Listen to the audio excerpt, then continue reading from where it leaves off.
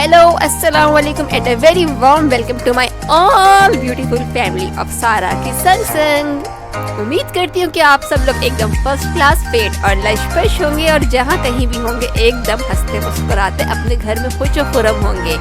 जी हाँ जी, आज की इस वीडियो में हम लोग बनाने जा रहे हैं बहुत ही आसान तरीके से ये कुल्फी आइसक्रीम, वो भी घर में, और जायका बिल्कुल वैसा जैसा कि बाहर की आइसक्रीम का है। तो देखते रहना है आपने इस वीडियो को और सब्सक्राइब करना है अपने फेवरेट चैनल सारा के संग को।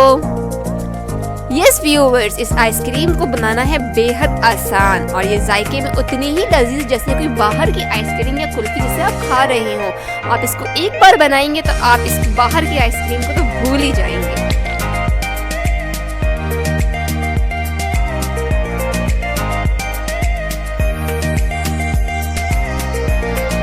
तो व्यूअर्स, हम फटाफट से चलते हैं हम रेसिपी की तरफ और जाके देखते हैं कि ये आइसक्रीम और कुल्फी बनाना है कितना आसान। तो रहिए मेरे साथ साथ और देखते रहिए इस वीडियो को, और जाने से पहले सब्सक्राइब कीजिए सारा के संग को।